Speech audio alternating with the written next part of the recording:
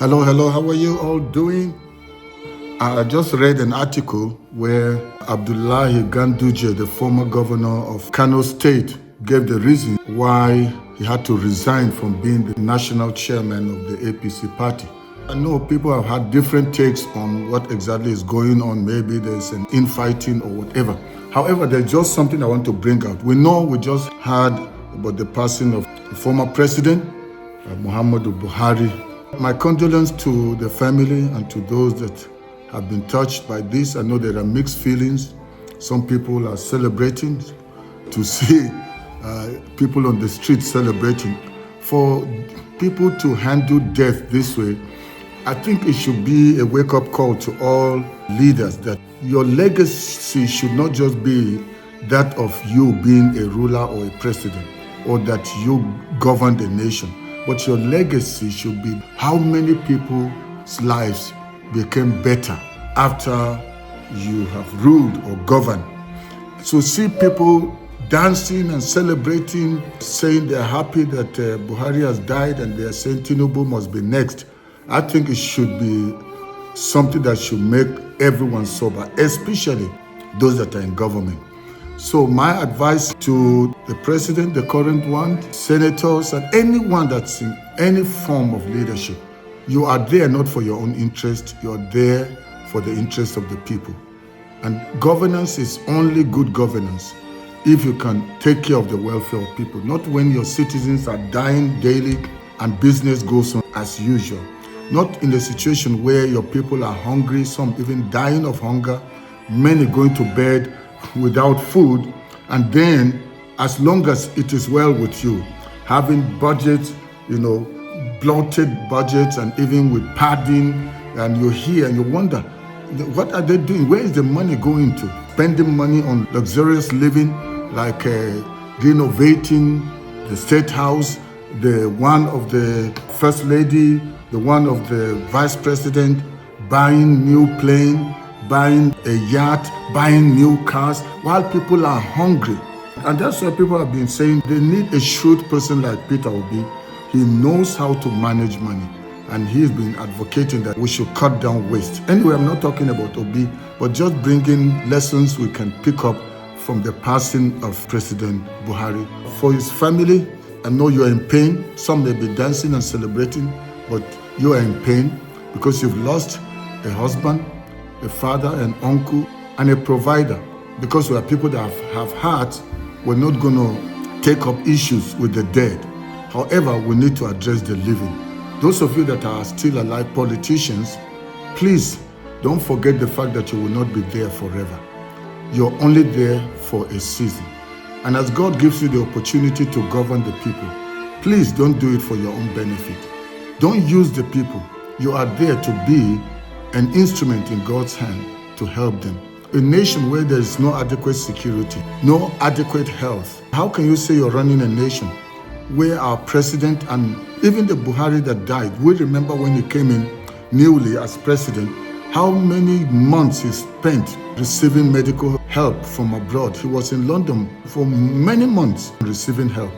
If they had fixed the health system of Nigeria, there would be no need for anybody to fly abroad.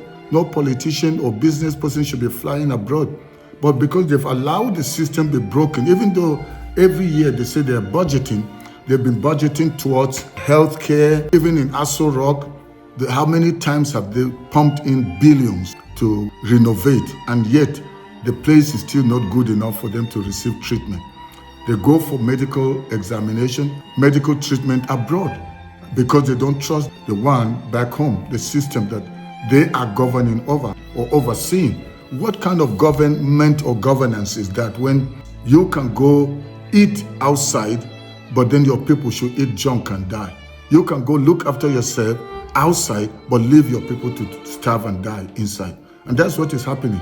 Nigeria shouldn't only be good enough to house the dead bodies. It shouldn't only be good enough for graveyards where people return in coffin. This can be a sensitive issue. However, we need to be very, very sincere and be truthful to ourselves.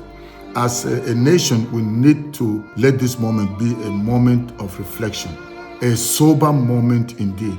Whoever knew that somebody like Buhari will one day depart. We know nobody lives here on forever, but he's gone now. The same way and in the same manner, one day it will be Tinubu's turn. It will be your own turn. So now that you have an opportunity, don't forget that all this running around looking for power, remember Tinubu said, Emiloko. He said, Buhari, you must give it to me. I made you president, now my turn. Where is Buhari? He's gone. All the money he had, the power he had, is gone. With the moment he lost his last breath, there was nothing he could do. And not the best medication, the best specialist could help him. And that's exactly one truth all of us must come to terms with. Every politician, every so-called leader, including those that are pushing and wanting to become leaders at all costs. Some of you, have you forgotten how Wike suddenly became an intercessor, a prayer warrior, binding and calling on Jesus? I think he was even praying in tongues. So they don't mind people dying, but when death comes near them, they are scared of dying. They let people die, the security is completely destroyed, but they will have many soldiers following them.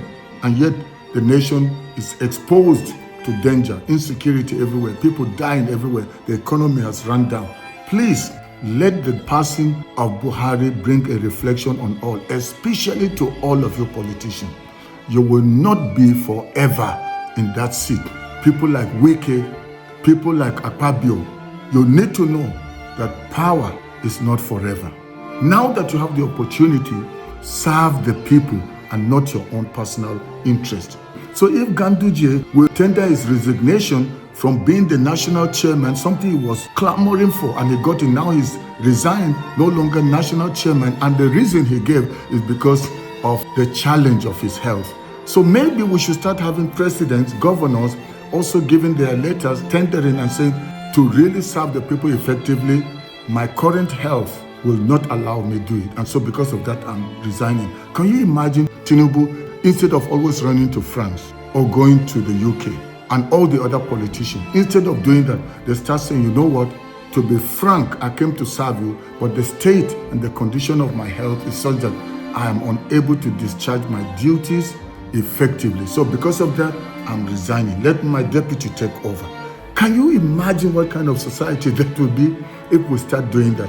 Or people saying, you know what, the education system is run down.